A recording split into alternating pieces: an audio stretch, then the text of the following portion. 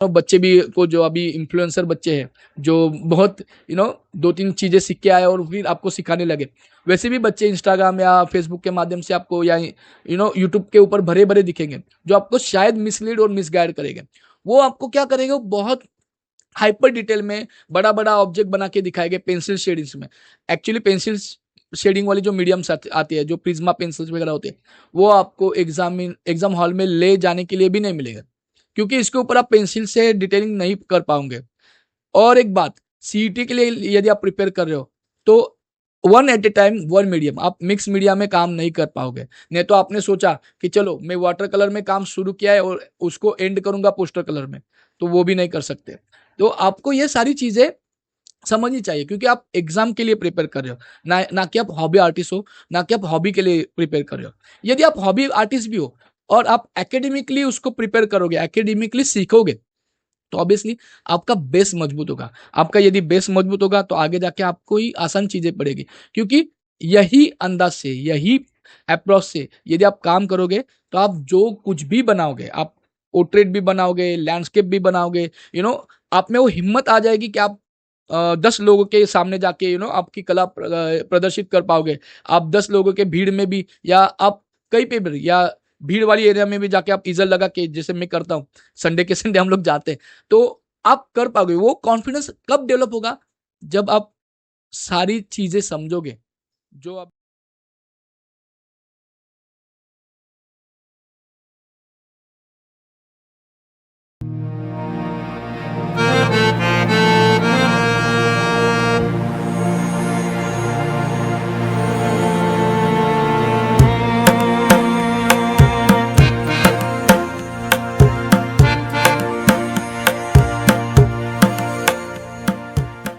Hello दोस्तों।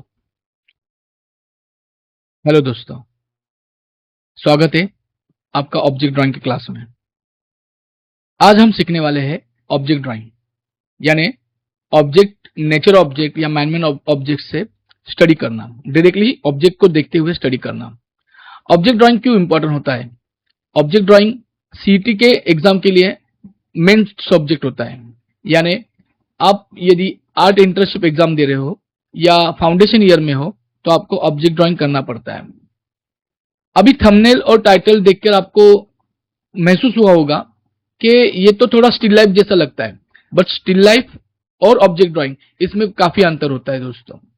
क्योंकि आप स्टिल लाइफ यदि करते हो तो वो एलिमेंट्री इंटरमीडिएट में आप करते हो, और वो कुछ हद तक, कुछ दूरी तक हम लोग करते हैं, यानी कि उसको कंपोज किया जाता है, करीब 10 फीट आपसे दूर कंपोज किया जाता है, और वो बनावट और वो ग्रुप ऑफ ऑब्जेक्ट को आप स्टडी करते हो कुछ लिमिट से या दूर से। बट ऑब्जेक्ट स्टडी आप अपने डेस्क के ऊपर वो ऑब्जेक्ट को रखते हो, करीब 1 फीट का डिस्टेंस होता है ऑब्जेक्ट और आपके पास, तो आप उसका हर एक टेक्सचर, हर एक डिटेलिंग ठीक से देख पाते हो और वो आप ड्रॉ कर पाते हो। ठीक है, तो आज के असाइनमेंट में हम लोग शुरू से देखेंगे कि किस प्रकार आप असाइनमेंट के लिए प्रिपरेशन करोगे, किस प्रकार से आप उसके लिए स्टडी करोगे स्टेप बाय स्टेप, और एक छोटे मोटे जो भी टिप्स आएंगे, जो बोलते बोलते हम लोग अंत तक सब डिटेल में मैं बताने की कोशिश करूंगा। तो आप बने रहिएगा, ये पूरा वीडियो आप देख लीजिएगा और समझ लेना कि ऑब्जेक्ट ड्राइंग को किस प्रकार से स्टडी करना है। ऑब्जेक्ट ड्राइंग इसलिए इंपॉर्टेंट होता है क्योंकि उसको थोड़ा रियलिस्टिक अप्रोच से आपको करना पड़ता है, और रियलिस्टिक अप्रोच यानी आपको मीडियम भी बहुत लिमिटेड होते हैं, वहां उसमें आप वाटर कलर और पोस्टर कलर और पेंसिल कलर, ये 3 मीडियम में ही काम करना होता है।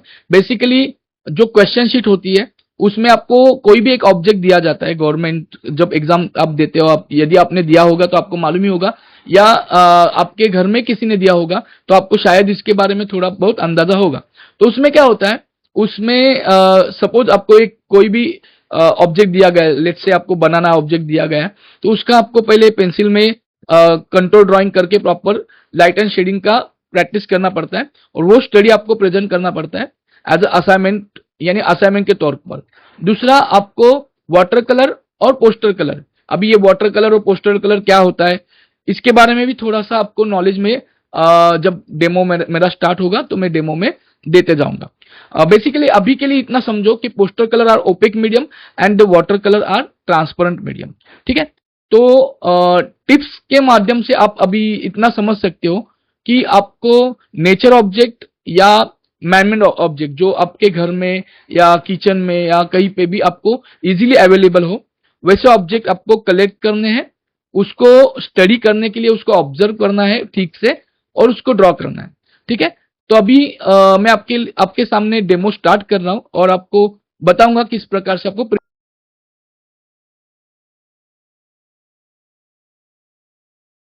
तो दोस्तों आप यहाँ पे देख रहे होगे कि आपकी जो भी असाइनमेंट शीट होगी, आप पहले तो स्केच पेपर लेके बैठना जब भी स्टडी कर रहे होगे तो, और आप जो असाइनमेंट करोगे यहाँ पे मैं जो दिखा रहा हूँ, आप एरो के डायरेक्शन में देखो।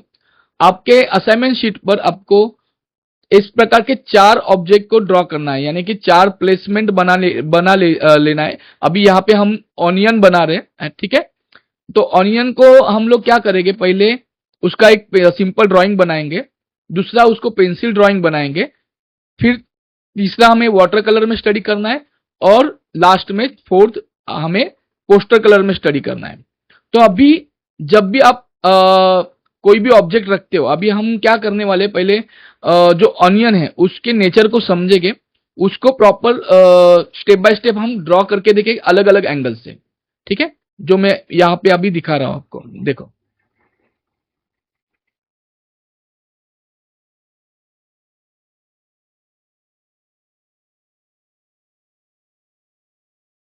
तो अभी आप देख रहे होंगे कि मैंने जो टेबल पे यहाँ पे ऑनियन रखा है, उसके लाइट के अकॉर्डिंग में मैंने क्या किया है, कंट्रोल ड्राइंग करने की कोशिश कर रहा हूं। यानी कि मैं अलग अलग एंगल से, अभी शायद मुझे जो एंगल दिख रहा है वो अलग है, और क्योंकि आपको टॉप एंगल से दिख रहा है, ताकि मैं शूट टॉप एंगल से कर रहा हूं, बट मुझे वो सामने से दिख रहा है, तो उसको उस हिसाब से मैं ड्रॉ किए जा रहा हूं। ठीक है,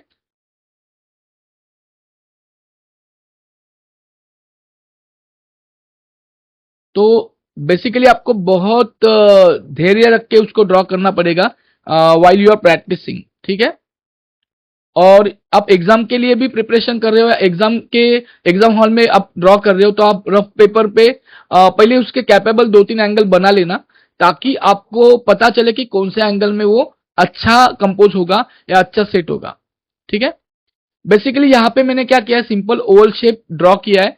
ओवल शेप में आप यदि देख रहे होगे कि इसका जो क्योंकि देखो ये राउंड ऑब्जेक्ट है, राउंड ऑब्जेक्ट यानी बॉल जैसा ऑब्जेक्ट, तो उसके दोनों भी जो कॉर्नर्स है, तो वो उसमें जो बम्प आता है सामने से या ऐसे आड़े से, तो वो आपको बनाना इंपॉर्टेंट होता है, वो उसका बेसिक स्ट्रक्चर होता है। यदि आप ऑनियन को ठीक से ऑब्जर्व करोगे, तो आप हम जो टैब से खेलते हैं ना, तो यानी मराठी में उसको भोरा बोलते हैं, तो वही टाइप का उसका शेप है। आप देखोगे तो आपको ऑब्जर्व करोगे तो आपको समझेगा। तो यहाँ पे थोड़ा फास्ट फॉरवर्ड करके आपको दिखाता हूँ। देखो यहाँ पे मैंने क्या किया है कि लाइट सपोज मेरा इस डायरेक्शन से आ रहा है, तो यहाँ से थोड़ा हल्का लाइन से और यहाँ पे डार्क लाइन से। ठीक है, तो कंट्रोल ड्राइंग इसको बोलते हैं कि इसमें ज्यादा शैडोज वगैरह नहीं करना है, सिंपली लाइट और शैडोज को आइडेंटिफाई करके सिंपल लाइन में ड्रॉ करना होगा। ठीक है, ये अभी टॉप एंगल मैंने बनाया हुआ है। ऐसे अलग अलग एंगल आपको पहले क्या करने होंगे, स्टडी करने होंगे। देखो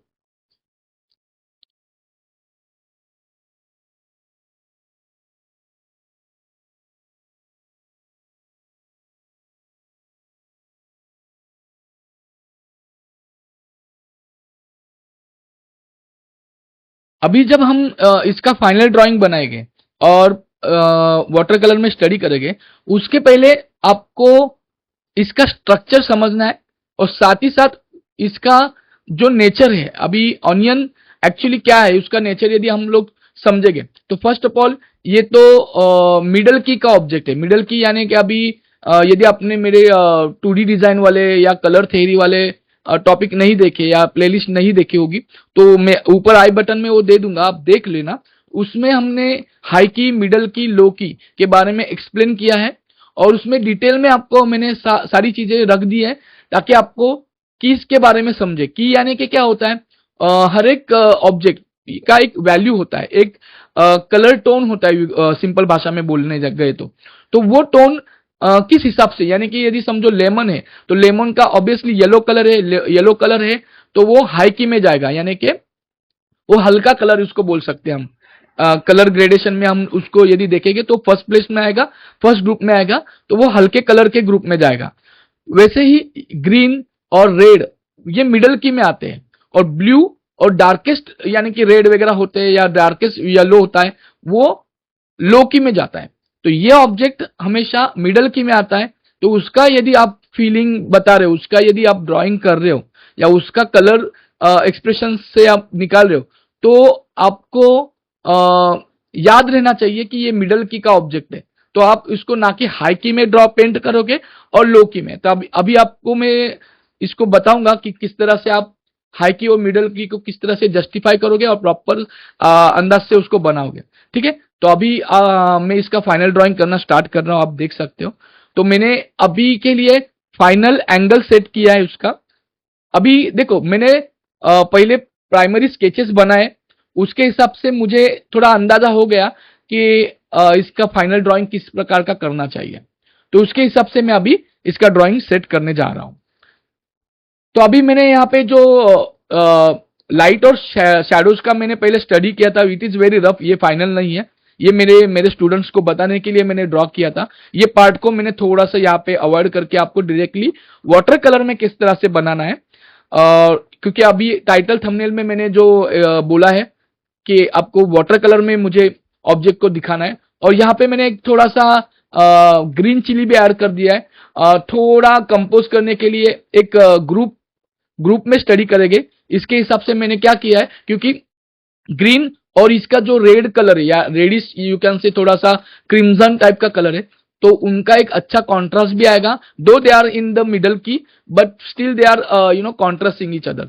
तो वो कॉन्ट्रास्ट भी हम अपने असाइनमेंट में ब्यूटीफुली कैप्चर कर पाए, इसलिए मैंने एक ग्रीन मिर्ची यानी ग्रीन चिली यानी हरी मिर्ची और जो कांदा जो है अपना ऑनियन वो ले लिया है। तो उसको अभी हम पहले फाइनल के लिए अभी, और दूसरी बात आपके पास जो ऑब्जेक्ट है उसका साइज और शेप थोड़ा ट्विस्ट कर सकते हो, यानी कि ज्यादा नहीं, यानी आप अपने पेपर पे अपने असाइनमेंट में यदि समझो आपको कुछ छोटू सा ऑब्जेक्ट आया होगा तो आप उसको जानबूझ के थोड़ा एग्जैगरेट कर सकते हैं, बड़ा बना सकते हैं, बट आपको उसका भान रहना चाहिए कि आप ज्यादा बड़ा, यानी कि आपने समझो ऑनियन बना रहे हो और अपने नारियल जितना बड़ा बना दिया तो it won't be make any sense. तो वैसा आपको नहीं करना है, बट थोड़ा बहुत आप उसको एग्जैगरेट कर सकते हो, क्योंकि आपका असाइनमेंट फाइनली आपका जो भी एग्जामिनर है वो देखने वाला, ना कि आपका ऑब्जेक्ट। तो ऑब्जेक्ट यदि आपको सड़ा गला आया होगा, वो एक तो फर्स्ट ऑफ ऑल तो आपको चेंज करना है, ज्यादा ही सड़ा गला आया हुआ तो आप जो एग्जाम हॉल में आपके पास टीचर्स होते हैं उनको आप रिक्वेस्ट करके वो चेंज कर सकते हो, बट ऑब्जेक्ट अच्छा चूज करना है। कोई भी नेचर ऑब्जेक्ट का तो मोस्टली ये प्रॉब्लम आता ही है, क्योंकि देखो मैनमेड ऑब्जेक्ट तो एक जैसे ही होते हैं, उसमें कुछ भी डिफॉर्मिलिटीज आती नहीं है, बट नेचर ऑब्जेक्ट में आ सकते हैं, है ना। जितने बच्चे हो उनको अलग अलग टाइप के ऑब्जेक्ट मिल सकते हैं, तो वो आता है। तो आपको पहले चूज करना है अच्छा ऑब्जेक्ट, और अच्छा टाइप का आपको ड्राइंग करने के लिए आपको विजुअली समझना चाहिए कि इसका फाइनल अप्रोच मैं अच्छा दे पाऊंगा, क्योंकि अभी जैसे ऑनियन जैसा ऑब्जेक्ट आएगा तो उसमें थोड़े बहुत प्रॉब्लम आते हैं।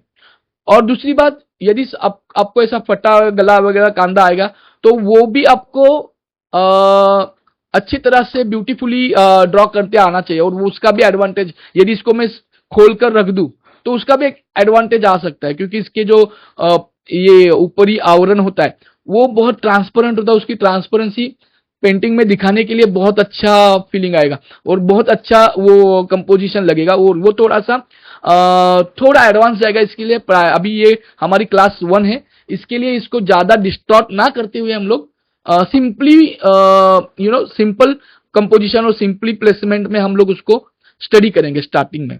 ठीक है, तो जिस प्रकार से मैंने पहले स्टार्टिंग में स्टडी किया था, तो अभी मैंने एक फाइनल अंदाज से मैंने ड्राइंग करना स्टार्ट किया है।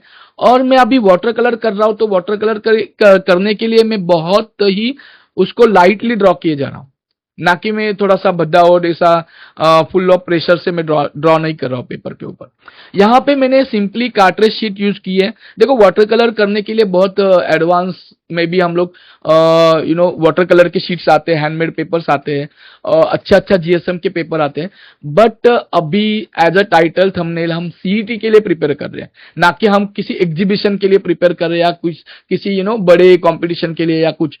तब आप अच्छा पेपर यूज कर सकते हो। बट एग्जाम के लिए जो बेसिक पेपर होते हैं, जो बेसिक हैंडमेड पेपर के अलावा जो कार्ट्रेज शीट आती है या टालकम पेपर भी आते हैं, इट्स कॉल्ड टीके पेपर, ये थोड़े से इजीली अवेलेबल होने वाले, जो बल्क में अवेलेबल होने वाली शीट्स होती है, उसी के ऊपर आपको प्रैक्टिस करना चाहिए।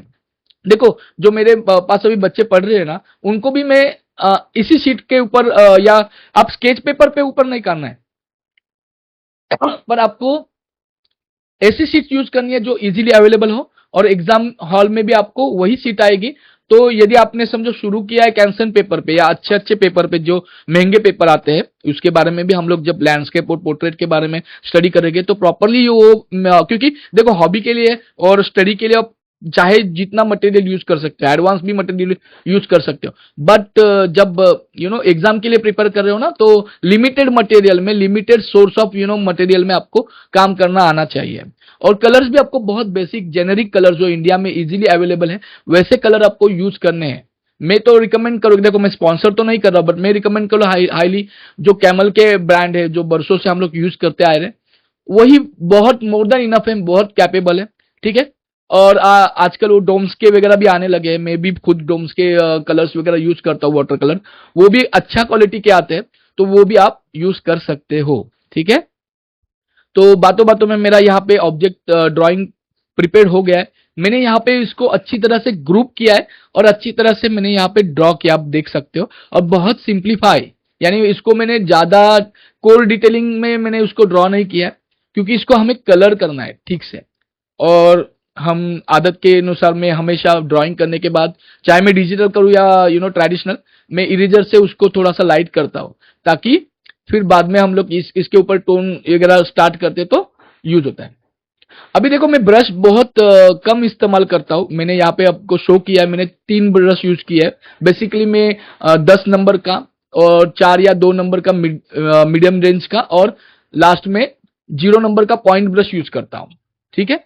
और पैलेट के लिए मैं आपको सलाह दूंगा, आप केक कलर, बेसिकली जो ऑब्जेक्ट ड्राइंग होते हैं ना, इसमें आपको कुछ बड़ा बड़ा नहीं करना होता है, यानी कि बड़े बड़े कंपोजिशन नहीं करने होते, या बड़ा बड़ा कुछ ऐसे फ्लोज वगैरह यूज नहीं करने, बहुत माइन्यूटली डिटेल करना होता है। तो आप केक कलर्स यूज कर सकते हो, आप कोई भी ब्रांड से कर सकते हो, बट बेसिकली आप कैमल या डोम्स के जो एमरीज के आते हैं वो यूज करो, वो बहुत अच्छा आपको पिगमेंट भी देंगे। और केक कलर से क्या होता है, आपके पास पैलेट पहली से ही बनी बनाई होती है, वो आप डायरेक्टली यूज कर सकते हो, तो वो आपको करना चाहिए।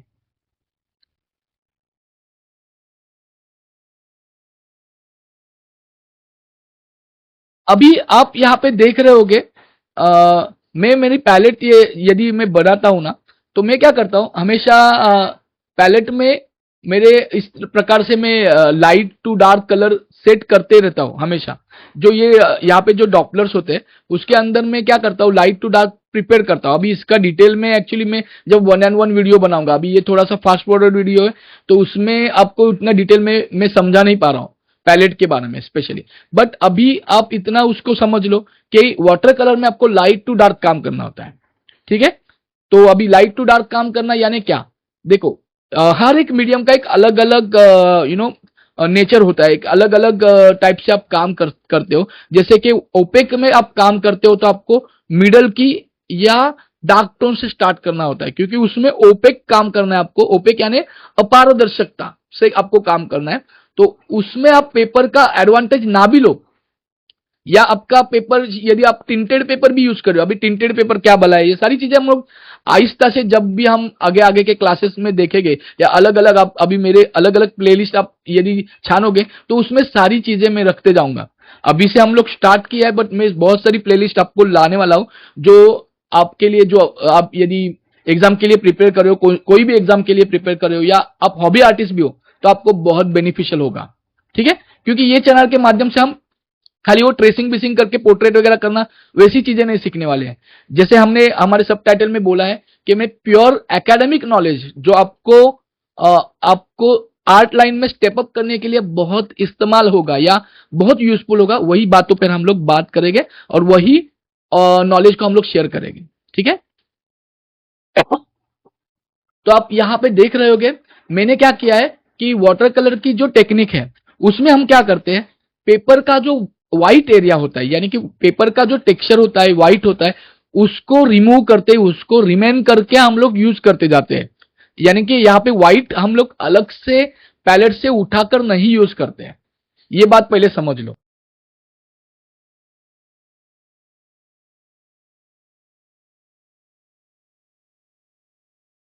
स्टार्ट किया है लाइट टोन या you can say light colour से। अभी जो मुझे ऑनियन के ऊपर जो हल्के कलर दिख रहे हैं उसको मैं पहले कैप्चर किए जा रहा हूं। ठीक है, उसको मैंने क्या किया है, पहले कैप्चर किया है। अभी ऑनियन में क्या क्या कलर आते हैं इसको पहले समझ लो। आप यदि आपकी पैलेट प्रिपेयर कर रहे हो या केक कलर से भी आप ड्रॉ कर रहे हो, तो आपके केक कलर या पैलेट में, वाटर कलर के पैलेट में, अभी ये वीडियो में हम लोग वाटर कलर के ऊपर ही हम लोग डेडिकेटली समझ रहे हैं, तो आपको आपके पैलेट में जो क्रिम्जन लेक या क्रिम्जन कलर होता है वो पहले इसका प्राइमरी कलर है। जो ये ऑब्जेक्ट है, जो ऑनियन है, उसका प्राइमरी कलर क्रिम्जन है। ठीक है, तो वो समझ लो क्रिम्जन और रेड और येलो ऑकर, ये तीन कलर से हमने पैलेट बनाई हुई है। और शैडोज एरियाज के लिए ग्रीन और ब्लू।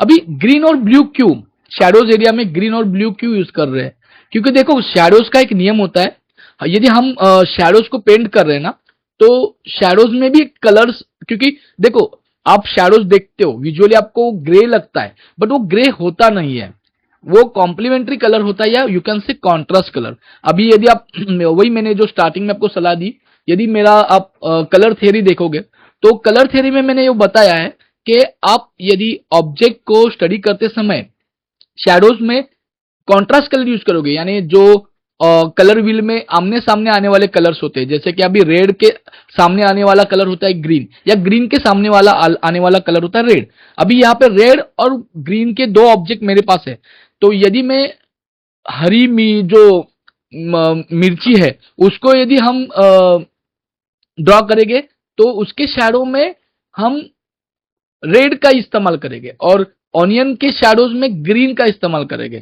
ताकि, और यहाँ पे देखो मैं अभी जो रेड ग्रीन चिली है उसको मैं उसकी शैडो में पहले से ही ड्रॉ किए जा रहा हूं। ठीक है, ऑब्जर्वेशन के हिसाब से।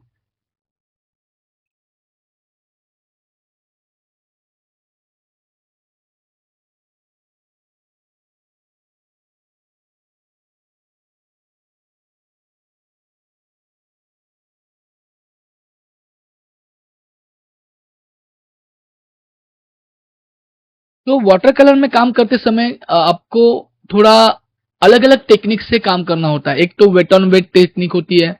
Basically wet on wet technique में क्यों काम करना है, शैडोज के एरिया में थोड़ा वेट टेक्निक का इस्तेमाल आप ज्यादा से ज्यादा कर सकते हो, क्योंकि देखो यदि आप ऑब्जेक्ट देखते हो ना तो शैडोज के एरिया में ना उसके टेक्सचर थोड़े लॉस्ट होते हैं। अभी ये क्या फंडा है इसका, थोड़े हम बाद में जाके न्यूटन का जो लॉ है उसके बारे में भी डिस्कस करने वाले हैं। अभी हमने जस्ट स्टार्ट किया है, तो मैं थोड़ा सा आपको सिंप्लीफाई करके वो सारी चीजें बाद में मैं जब ऑब्जेक्ट डिटेल में करूंगा तब मैं उसको बताऊंगा। ठीक है, तो वो भी आपको समझ लेना है ठीक से।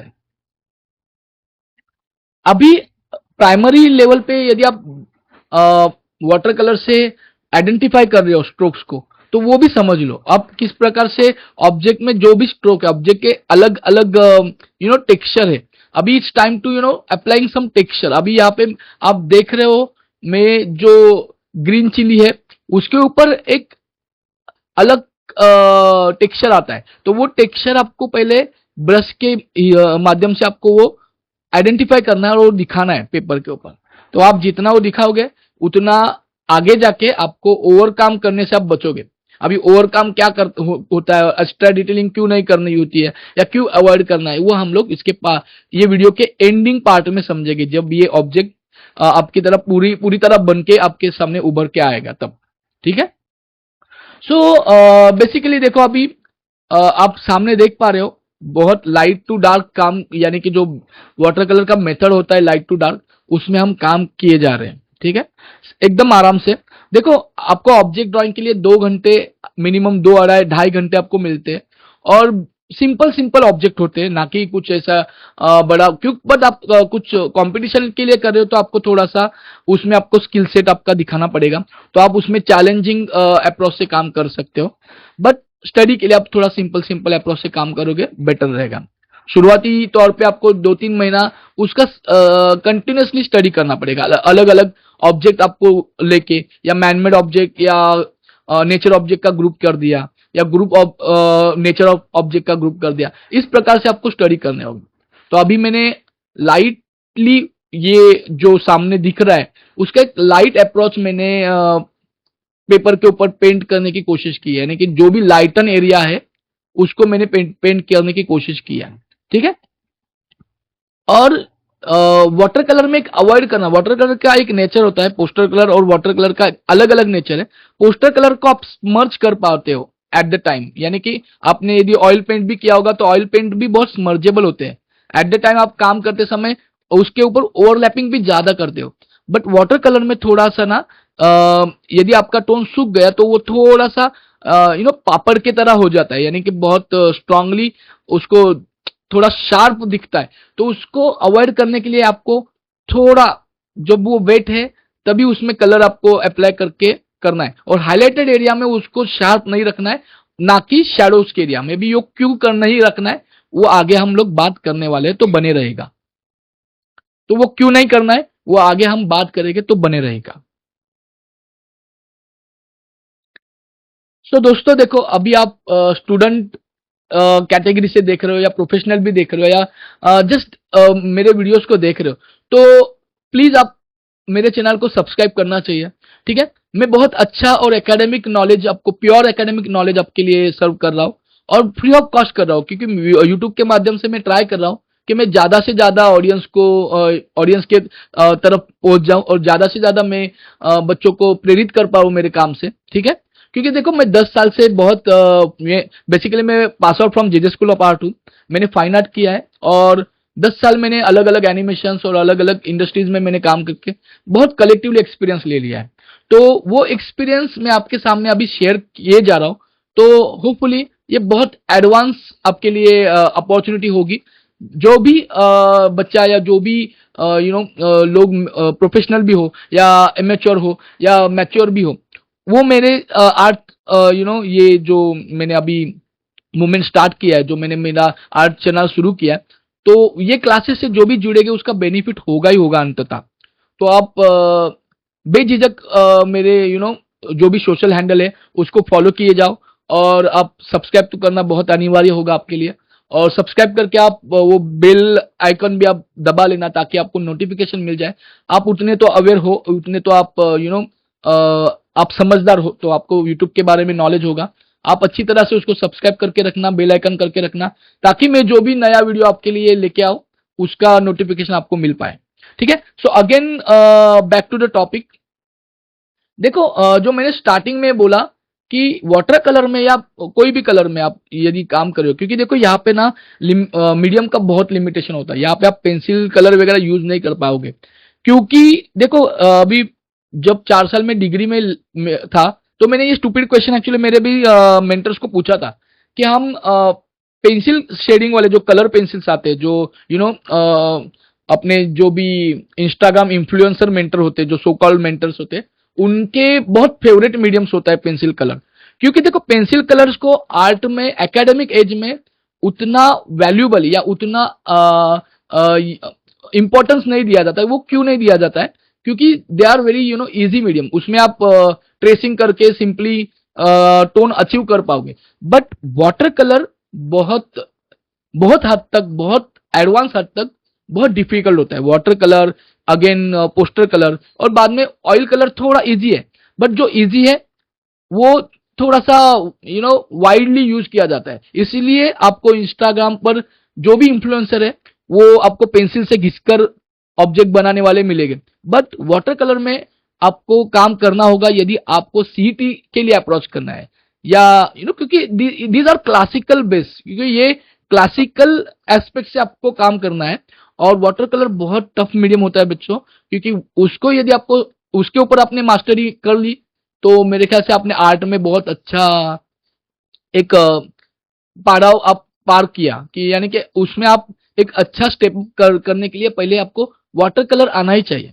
तो वाटर कलर में काम करते समय अभी आप देख रहे होगे यहाँ पे मैं ऑनियन के ऊपर जो टेक्सचर आ रहा है उसको बहुत लाइटली पेंट किए जा रहा हूँ, ना कि जल्दबाजी में मैं उसके हर एक टेक्सचर को पेंट किए जा रहा हूँ। मेरा जो मेथड है यहाँ पे, मैं देखो आप कोई भी मेथड पे काम कर सकते हो, ऐसा नहीं आप एक एक पार्ट को भी डिटेल करते करते आप काम कर सकते हो, और आप सिंपली पूरा पार्ट ड्रॉ करके ऊपर मैं जैसे स्टेप बाय स्टेप किए जा रहा हूं वैसे भी कर सकते हो। पर बेटर ये होगा जो मैं अभी दिखा रहा हूं वैसे आप करो, क्योंकि उसमें आप क्या होगा, उसमें आप पूरा ऑब्जेक्ट का स्टडी कर पाओगे प्रॉपर से, आप उसका आपका रेंडरिंग कैसे हो रहा है वो आप देख पा रहे हो। ठीक है, तो अभी यहाँ पे मैंने क्या किया है, अभी जो लाइटन एरिया था, जो स्टार्टिंग में मैंने लाइटन एरिया में अप्रोच किया था, जो मैंने पेपर वाइट छोड़ के बनाया हुआ था, उसके ऊपर मैंने क्या किया है, थोड़ा सा टेक्सचर, और साथ ही साथ मैंने येलोज की वैल्यूज भी बढ़ाई। बिकॉज देखो अभी अभी थोड़ा टेक्निकल बातें करने लगते, हो सके प्राइमरी लेवल पर आपके वो दिमाग से ऊपर जाए, बट आप मेरे थोड़े ज्यादा वीडियोस देखोगे या बाद में आप मेरे से जुड़ जाओगे तो ये सारी बातें आपको आसान लगने चालू हो जाएंगे। ठीक है, तो टेक्निकल बात यह है कि आप यदि हाईलाइटेड एरियाज में वार्म कलर यूज करते हो, वार्म कलर्स यानी कि जो आई कैची कलर्स होते हैं, you can say yellow, red, orange, जो एक्चुअली हमें लाइट के माध्यम से दिखते हैं। अभी ये जो लाइट की थियोरी है उसके बारे में हम लोग थोड़ा सा डिटेल में समझेंगे। लाइट यदि कोई भी ऑब्जेक्ट के ऊपर पड़ता है तो प्राइमरी, यदि आप रेनबो देखते हो, हम रेनबो को स्टडी करेंगे तो रेनबो में हमें क्या दिखता है, पहले हमें जो वार्म कलर है वो हमें पहले दिखते हैं, है ना। यानी आप देखोगे रेनबो, यदि बहुत हल्का सा रेनबो आया हुआ होगा ना, तो आपको उसमें से ग्रीन और ब्लू थोड़े से बाद में दिखते हैं, बट येलो पहला दिखता है या ऑरेंज पहले दिखता है। बिकॉज ऑफ दैट लाइट यदि आपके आंखों में जाती है तो पहले वार्म कलर की फीलिंग को ज्यादा से ज्यादा आप महसूस करते हो। अभी न्यूटन का लॉ क्या कहता है, न्यूटन का लॉ ये कहता है कि things loss detail like colours, texture in the overexposed area and underexposed or shadows area due to high amount of light near the highlighted area and low amount of light in the dark side of the area, or you can say shadow area। अब इसका मतलब क्या हुआ कि देखो यदि आपके object के ऊपर जो लाइट आ रहा है, जिस सोर्स से समझो लाइट आ रहा है, अभी if you can see here कि यहाँ पे मेरे इस डायरेक्शन से लाइट आ रहा है, तो जो हाईलाइटेड एरिया है यानी कि आपके ऑब्जेक्ट में हायर अमाउंट में जिस जगह पे फोकस लाइट का हुआ होगा उस एरिया को लाइट ने क्या किया है, ओवर एक्सपोज किया है। So due to that over exposing आपको वहां की डिटेलिंग थोड़े कम दिखाई देगी। वाइल सेम इसको अपोजिट में यदि देखेंगे तो जहां पर लाइट है ही नहीं या लाइट कम एक्सपोज है, यानी कि लाइट कम एक्सपोज होना यानी क्या, शैडोज की एरिया जहां पे बनी हुई है, यानी कि लाइट के अपोजिट में हमेशा शैडो आती है, तो शैडो वाले एरिया में भी आपको टेक्सचर और डिटेलिंग कम महसूस होगी। ये न्यूटन का लॉ है। अभी ये जो लॉ है, ये लॉ के हिसाब से ये हमें चीजें दिखती है। हम यदि नेचर में हम चीजों को ऑब्जर्व करते हैं तो हमें वो सारी चीजें उसी लॉ के हिसाब से दिखती है, ना कि अलग कुछ हमें दिखता है। हमें चीजें 4D में नहीं दिखती, हमें 3D में दिखती है। 3D में क्यों दिखती है, क्योंकि जो मैंने अभी लाइट और शैडोज का लॉ मैंने बताया, लाइट का जो मैंने न्यूटन का लॉ मैंने आपको समझाने की कोशिश की, तो उसी हिसाब से आपको ऑब्जेक्ट दिखते हैं। तो ऑब्जेक्ट ड्रॉ करते समय दो आप 10 फीट की दूरी से स्टिल लाइफ भी कर रहे हो या किसी का पोर्ट्रेट भी बना रहे हो और आप ऑन द स्पॉट जाके लैंडस्केप भी कर रहे हो, तो भी आपको पर्सपेक्टिव, लाइट, टेक्सचर्स, ये सारी चीजें आपको महसूस होती है ड्यू टू दिस लॉ। सो ये आपको समझना है। अभी मैंने भी वही लॉ के हिसाब से यहां पे डिटेल की है, यानी कि जहां पे मेरा लाइटन एरिया है, जहां पे ओवर एक्सपोज एरिया है, यू कैन से, वहां पे मैंने हल्के डिटेल किए हैं। वाइल अगेन सेम अप्रोच मैंने शैडोज के एरिया में भी बरकरार रखा है। सो वेट ऑन वेट टेक्निक में यदि आप काम कर रहे हो, वाटर कलर से काम कर रहे हो, तो ट्राई करना कि आप शैडोज एरिया में कम काम करोगे और लाइटन ओवर एक्सपोज एरिया में आप थोड़ा कम बैलेंस काम करोगे। अभी आप सोच रहे होगे फिर काम कहां करना है, यानी यदि ऑब्जेक्ट तो करना है, सर ने बोला है कि ऑब्जेक्ट करना है, डिटेल भी करना है, तो आपके दिमाग में अभी सवाल शुरू हुआ होगा कि अरे करे तो कहां काम करे। तो देखो, ऑब्जेक्ट यदि आप स्टडी कर रहे हो तो ऑब्जेक्ट का जो मिडल एरिया होता है वो 50 to 60% कवर हुआ होता है, यानी कि वो एरिया कौन सा है जहां पे ओवर एक्सपोज शैडो भी नहीं है, सॉरी ओवर एक्सपोज लाइट भी नहीं है और अंडर एक्सपोज शैडोज भी नहीं है।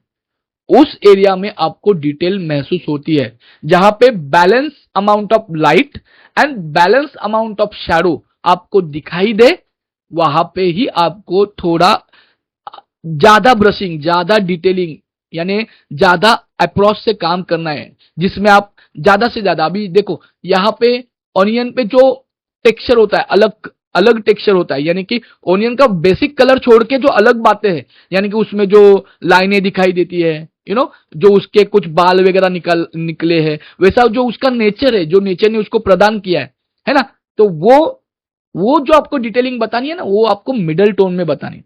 अभी हो सकता है प्राइमरी लेवल पे यदि आप नए नए हो, आपने कभी किया नहीं ये सारी चीजें, तो आपको ये बातें थोड़ी सी दिमाग के ऊपर से जा सकती है, बट अभी के लिए आप ये समझ लो कि बस आपको मिडल लेवल पे, मिडल टोन पे आपको ज्यादा काम करना है, शैडोज में थोड़ा कम काम करना है, ओवर एक्सपोज एरिया यानी लाइटन एरिया पे आपको थोड़ा सा बैलेंस काम करके काम करना है।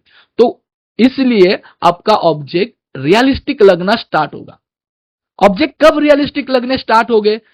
when you will paint them as believable as you are seeing, in meaning क्या, जब आप उसको देख रहे हो और जिस तरह से देख रहे हो आप उसी तरह से उसको बनाओगे, तो ही it will look as more realistic. Okay, तो ये बात को आपको समझना है। यदि आपने दिमाग में ले लिया कि नहीं मुझे तो ऑब्जेक्ट रेड रेड दिखाई दे रहा है, और नहीं बाबा इसका कलर तो रेड ही होता है, और आप भर कर उसमें रेड मारोगे तो वो टमाटर दिखाई देगा, ना कि ऑनियन। और ऑनियन बनाने जाओगे टमाटर दिखाई देगा, तो मांस भी टमाटर की जैसे ही आएंगे। तो ये बातें आपको समझनी चाहिए। यदि आप टमाटर भी बना रहे हो तो भी आपको ये समझना चाहिए, उसमें आप ओवर डिटेल करके उसका पोटैटो नहीं बना सकते या कुछ अलग नहीं बना सकते। अभी यहाँ पे मैंने थोड़ा जूम करके आपके लिए दिखाया है मैंने बहुत। और दूसरी बात, मैं पेपर का टेक्सचर है उसको भी खराब नहीं किए जा रहा हूं, क्योंकि बच्चे देखो प्राइमरी, क्योंकि मैं भी जब स्टूडेंट एज में था, वाटर कलर का मीडियम मुझे पता नहीं था, किसी ने नहीं बोला था, किसी ने नहीं समझाया था कि वाटर कलर भी अलग अलग टाइप के होते हैं। मैं तो समझ के चलता था ये वो केक कलर है और पोस्टर कलर है, मैं दोनों को भी वाटर कलर समझता था। हालांकि देखो एक्रिलिक भी वाटर कलर है, because these are the water based medium, तो वो सारे वाटर कलर ही है। बट इसमें फर्क क्या है कि यदि आप प्राइमरली वाटर कलर की यूज कर रहे हो ट्रांसपेरेंट अंदाज से, पेपर व्हाइट यूज करके, तो वो बहुत अच्छा इफेक्ट लेके आता है, और उसको ट्रांसपेरेंट वाटर कलर बोलते हैं जो ट्रेडिशनली यूज करते हैं। और देन ओपेक कलर क्या आता है, अभी हम इस ओपेक कलर में भी अलग अलग ऑब्जेक्ट, चाहे तो हम ये सेम ग्रुप ऑफ ऑब्जेक्ट को नेक्स्ट वीडियो में हम ओपेक कलर में भी साइड बाय साइड कंपेयर करेंगे, तो आप समझ सकते हो। और ऑब्वियसली ओपेक कलर में आप थोड़ा सा ज्यादा हाथ रख के काम कर सकते हो, ज्यादा और एडवांस डिटेलिंग अप्रोच कर सकते हो। ऐसा नहीं है कि वाटर कलर में नहीं आ सकता है, वाटर कलर में भी आ सकता है, बट ये सारी स्किल सेट आपको सीखनी पड़ेगी, प्रैक्टिस करनी पड़ेगी। ये बातें सिंपली आपको एक दो ऑब्जेक्ट किया समझ में आया ऐसा नहीं होता, तो ये सारी चीजें आपको समझनी चाहिए। ठीक है, तो अभी आप देख रहे होगे किस प्रकार से मैंने डिटेलिंग किया है, किस प्रकार से ऑब्जेक्ट मैंने आपके सामने रखा है। ठीक है,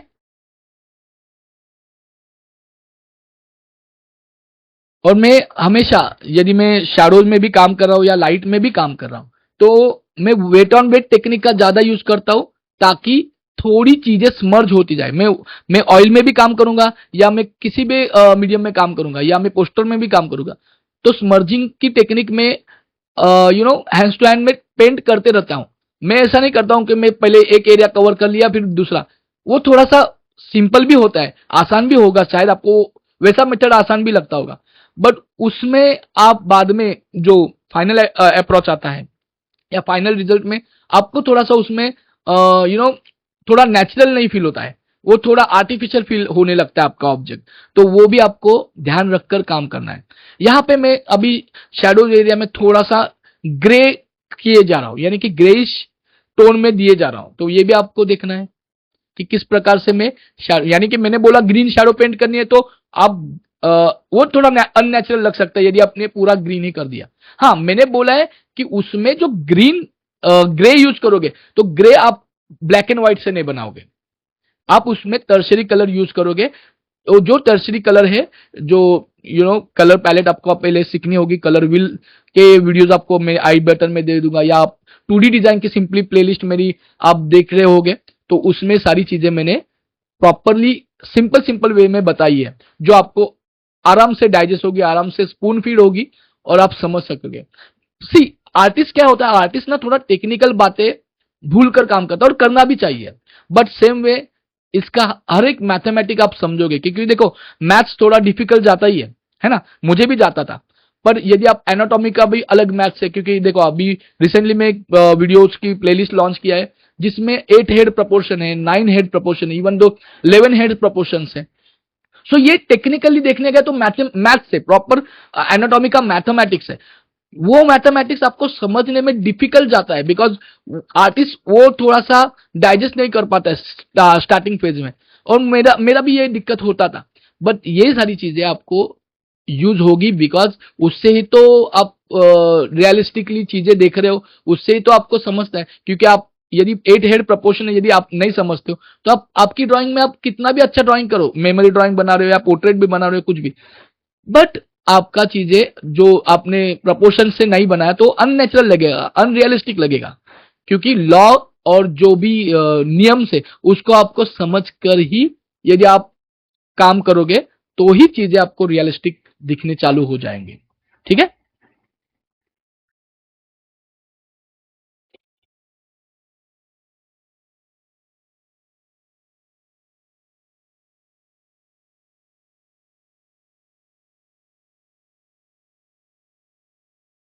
वेल, तो दोस्तों अभी आप देख रहे होगे कि यहाँ पे मैंने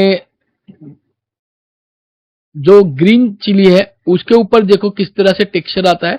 उसको अभी यहाँ पे मेरे पास जो मैंने ऑब्जेक्ट लिया था चिली का, वो थोड़ी सूखी हुई, और उसके जो ऊपर का जो पोर्शन आता है वो तोड़ा हुआ था, तो उसका हिसाब का मैंने ऑब्जेक्ट यहाँ पे रखा था।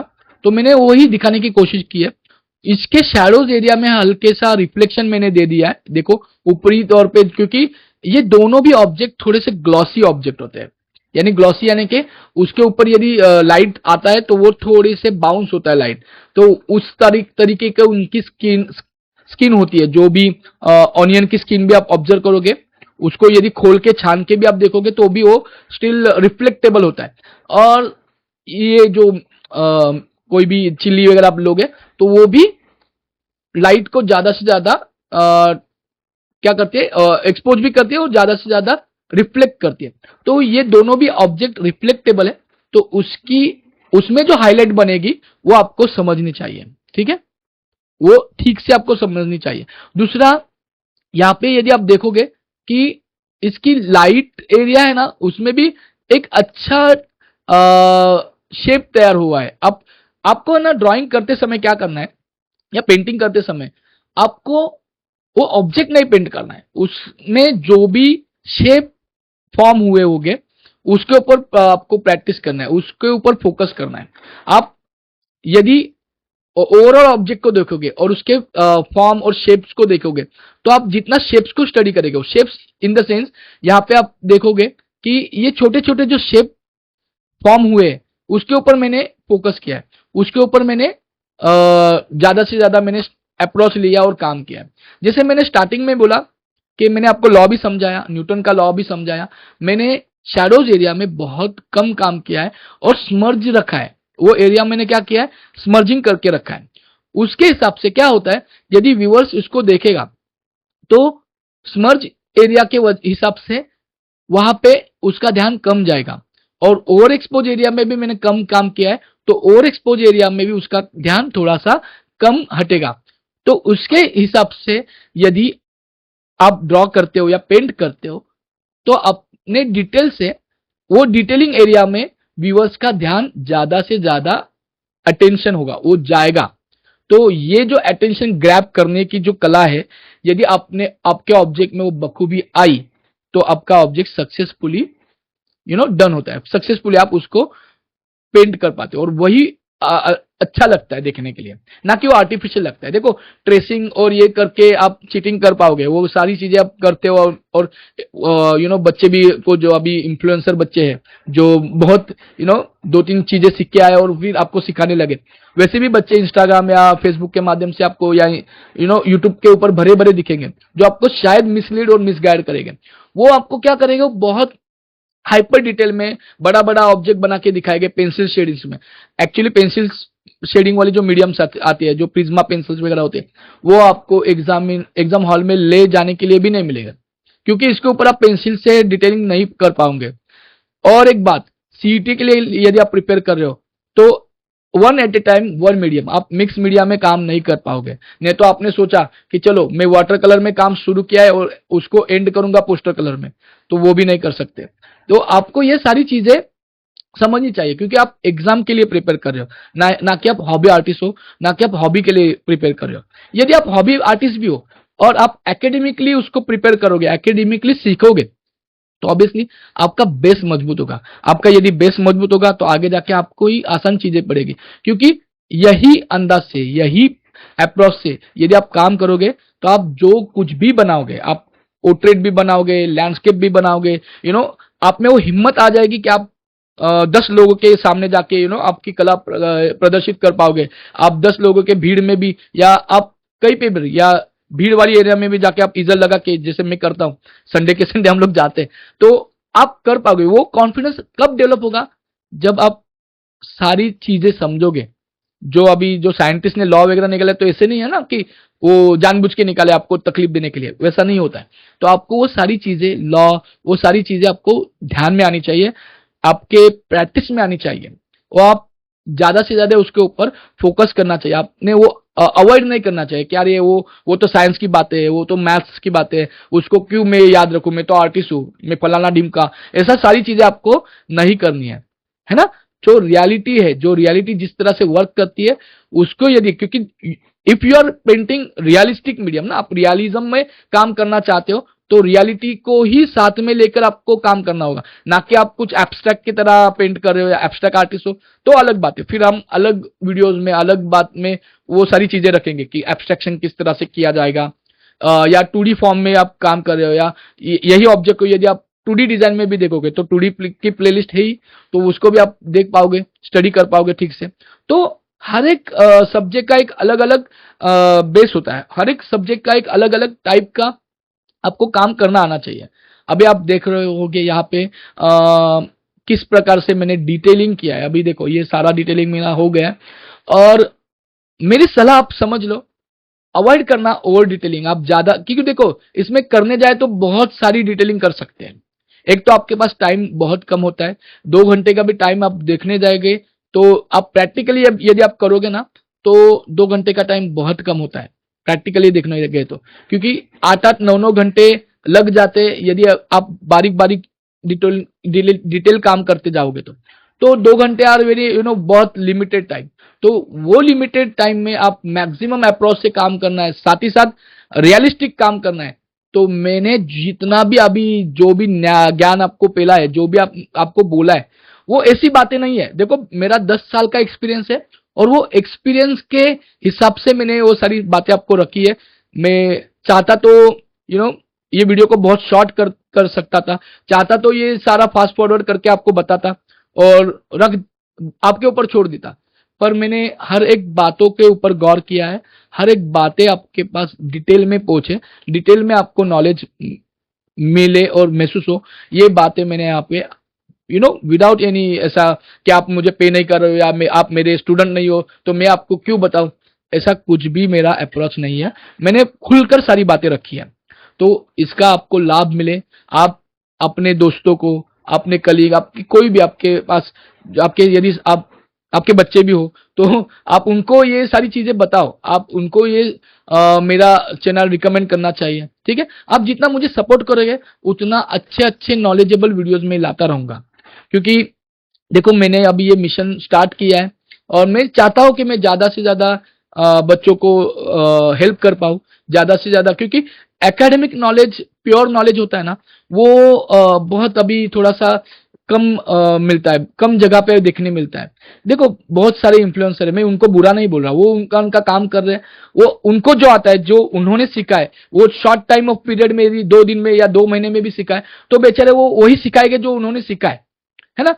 वो कभी समझो आर्ट कॉलेज में नहीं गए तो उनका कुछ प्रॉब्लम नहीं है, वो उनका उनका मैं बोल नहीं सकता कि वो बुरे नेचर से आपको मिसगाइड कर रहे हैं, वो उनका स्वभाव है, क्योंकि उन्होंने कभी कॉलेज में कदम नहीं रखा। आर्ट स्कूलों में क्या होता है, अंदर कैसे पढ़ाया जाता है, किस बात का हम लोग 4 साल फीस भरते हैं, किस बात का हम लोग 4 साल काम करते हैं, क्या सीखते हैं, उसका पाला उनसे पढ़ा नहीं होता है। वो क्या करते हैं, आपको ट्रेसिंग करना सिखाते हैं, वो क्या करते हैं, दूसरा आपको सिंपली फ्लैशी कंटेंट बनाते, पीछे अच्छा अच्छा बैकग्राउंड म्यूजिक या हिंदी बॉलीवुड म्यूजिक बनता लगा के आपको इंस्टाग्राम पे इंकरेज करते और इंस्टाग्राम पे इन्फ्लुएंस करते, यू कैन से, और इंकरेज तो कम ही करते, इन्फ्लुएंस करते, और उनके इन्फ्लुएंस में आप आ जाते हो और वही आप सच समझने लगते हो। हालांकि सच अलग है ना, सच बहुत अलग है। आप खाली पोर्ट्रेट, लैंडस्केप और टेंसिल्स या स्ट्रेसिंग से पोर्ट्रेट बना के आप मास्टर नहीं कर सकते हो ना। आप एनिमेशन फील्ड में भी आपको कोई पूछेगा नहीं, जब तक आपको सभी एंगल से मेमोरी से ड्राइंग नहीं करने आता है, तब तक आप कॉमिक आर्टिस्ट या एनिमेशन फील्ड या कमाने लायक आप आर्ट नहीं कर पाओगे। आपके आर्ट को कोई नहीं पूछेगा। यदि आपको खुश रहना है, वो छोटे मोटे ऑर्डर्स मिलते हैं उसमें ही आपको खुश रहना है, उसमें ही आपको करना है करियर, तो आपके लिए अलग अलग इन्फ्लुएंसर है, अलग अलग लोग हैं जो आपको गाइड करे, मिसगाइड करे, what ever that's a part, आप वो कर सकते हो। आप खुशी खुशी वो सारी चीजें सीखकर खुशी खुशी रह सकते हो। बट यदि आपका गोल और आपका फोकस पॉइंट अलग है, आपका गोल है कि आप एकेडमिकली एडवांस चीजें सीखे, क्योंकि देखो सीखना तो पड़ेगा, है ना, सीखना तो पड़ेगा। ऐसा नहीं है ना कि यूट्यूब सीखकर आप डॉक्टर बन गए, आप ऑपरेशन करने लगे और बंदे आएंगे आपके पास और आपके पास से ओपन हार्ट सर्जरी करेंगे, ऐसा तो नहीं है ना। तो आपके लिए, उसके लिए आपको डिग्री लेना ही पड़ता है, आपको एमबीबीएस बनना ही पड़ता है। तो सेम वे आर्ट सीखने के लिए, फाइन आर्ट सीखने के लिए बच्चों डिग्री इंपॉर्टेंट होती है। कोई भी आपको मिसगाइड कर रहा होगा, मिसलीड कर रहा होगा सोशल मीडिया थ्रू, तो ये बहुत बुरी बात है।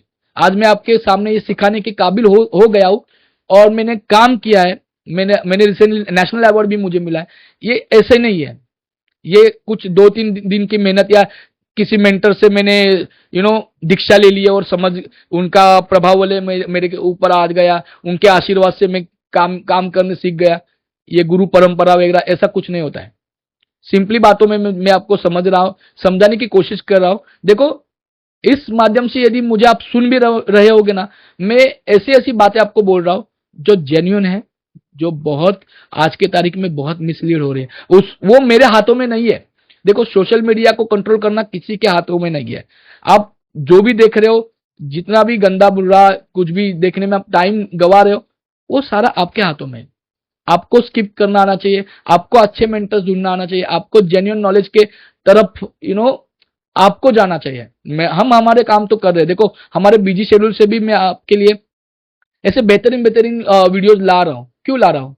मुझे कुछ काम नहीं है, मेरे पास कुछ क्लाइंट का काम नहीं, ऐसा नहीं है, बहुत काम होता है, फिर भी मैं आपके लिए ये सारी चीजें ला रहा हूं। इसका मतलब ये है कि मुझे थोड़ा सा एकेडमिक जो आजकल थोड़ा सा पीछे आता रह रहा है, क्योंकि फ्लैशी कंटेंट से थोड़ा सा व्यू ज्यादा आते हैं, फ्लैशी कंटेंट क्या मैं भी बना पाऊंगा, मैं नहीं बना पाऊंगा ऐसा नहीं है।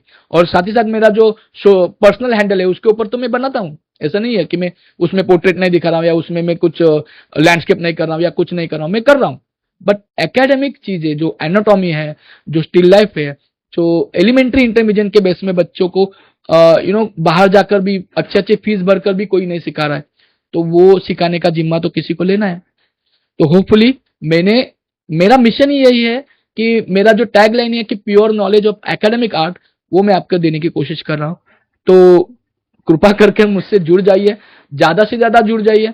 आप मेंशन करना यदि आपने कुछ नया सीखा होगा, नया सुना होगा।